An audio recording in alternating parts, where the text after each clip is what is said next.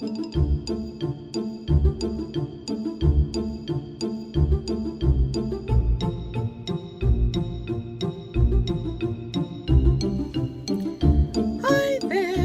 it's me, the singing mom. Hi there, it's me, Annalisa Boyd, Orthodox Christian wife, mom to almost 10, and the author of The Ascetic Lives of Mothers Hear Me and Special Agents of Christ, author Ancient Faith Publishing. So I am answering questions from a MOPs group from a few weeks ago, so here we go. I'm just going to kind of start in. I have to find it. Okay. How do you discern when to stay home and when to work outside the home and when to do both? What did that look like for you personally? So over the years, I have done a lot of different things. I have been outside the home and inside the home, and this is not a place where I'm going to say what is right for anybody. So I'm just going to share what it looked like for me and why we made the choices that we made for our family. But that is in no way a judgment or anything on anybody else.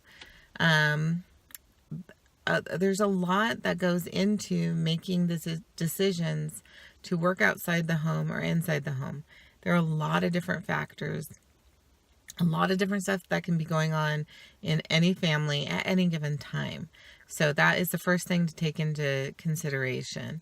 I originally worked outside the home, but I did childcare. So I went into people's homes, and at first I could bring my children with me. And then I started doing autism therapy for like 5 years. I was an autism therapist. And that I found that I was very good at doing, it was ABA. So I was very good at doing the therapy I was providing for these kids. But I would come home and I had found that I was, well, for one, I was expecting my non-autistic children to perform way better than I should have expected because they're still kids. And, but I had given the best part of myself to what I was doing, and then I'd come home and I would get easily frustrated with what they were doing.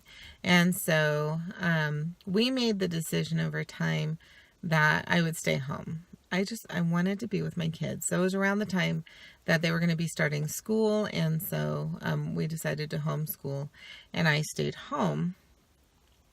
And I know that there are women out there who are juggling both, who don't have the option to stay home. I mean, there are just a lot of different circumstances, but what we found was, for me, it was more important for me to stay home and for us to do without a lot of stuff. Because, I mean, a lot went to paying for childcare anyway.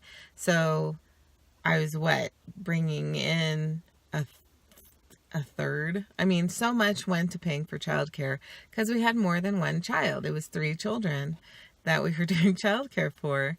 And, it just did not balance out. Now, there are some moms who can find ways to do things from home, to work around the home schedule.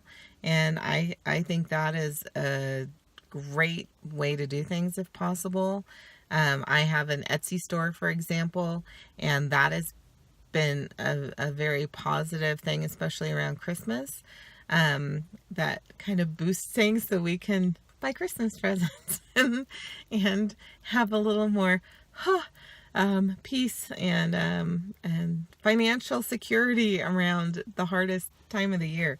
So anyway, I think, this is something to talk about with your priest and to really pray about and see what your options are and how your family would best be served. Okay. How do you deal with mom guilt or feeling like you're doing a horrible job even when you're doing your best? So, like I said, yesterday I was in my bathroom. I said this a couple times ago. I was in my bathroom crying because yesterday had been a really, really, really hard day after probably a month of really hard days. Last week was a really hard week in general, with one child in particular who has some pretty severe mental health issues. And yeah, I just cried. And looking back, I honestly think that, those moms that we look at and we're like, I want to be you when I grow up. Even those moms who seem to have it all together and are doing so many things right, they still look back at how they raised their children. And I think everybody has regrets. So the main thing is we have to make sure we don't get stuck in those regrets, because God knows that we're doing the best we can. We're doing the best we can. Now, that doesn't mean that there aren't things for us to learn. And so if we can look back and we're not in the same spot we were when we started, that we've made progress, maybe we don't yell as much or lecture as much, or we're more present more often. Because a lot of us didn't grow up in situations where we necessarily got what we needed. And like in my family, we have generations of people not necessarily getting what they needed from their parents to be able to give to their children. So, my grandmother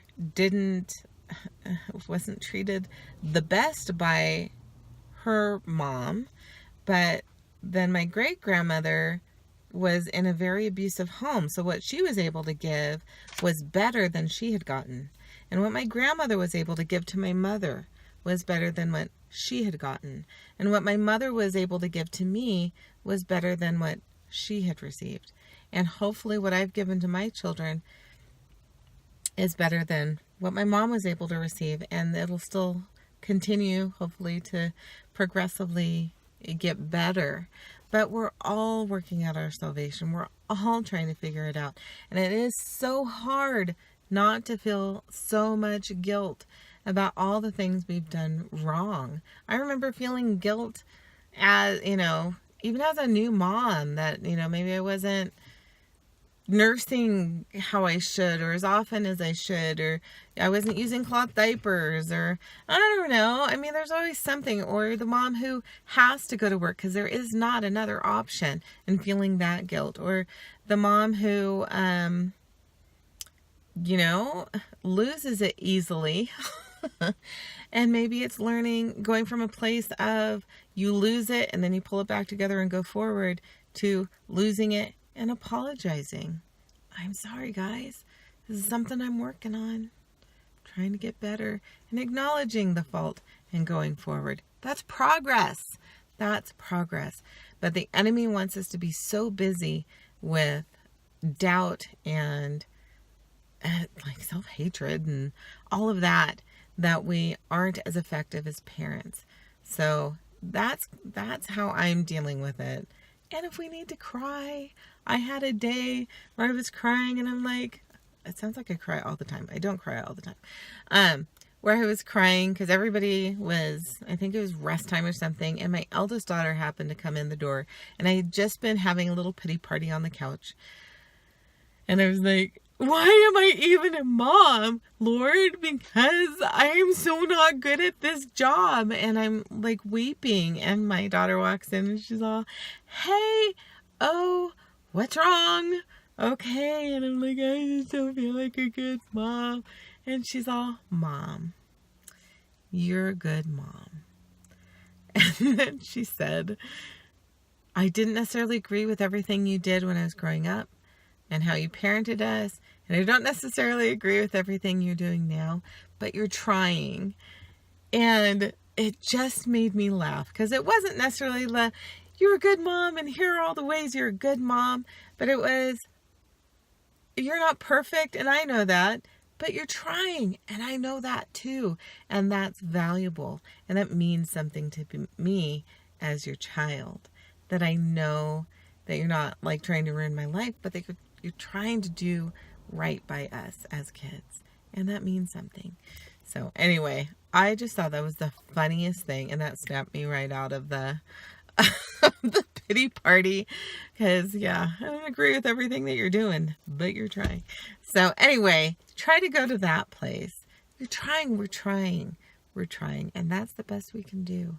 And we thank God for the successes, and we try to learn from the mistakes. It's what we expect of our children. We have to expect that of us as well. As Miss St. Frizzle said from Magic School Bus, take chances, make mistakes, and apologize for the mistakes, and move forward. All right, that's it for this time, and let's keep working at our salvation one mama moment at a time.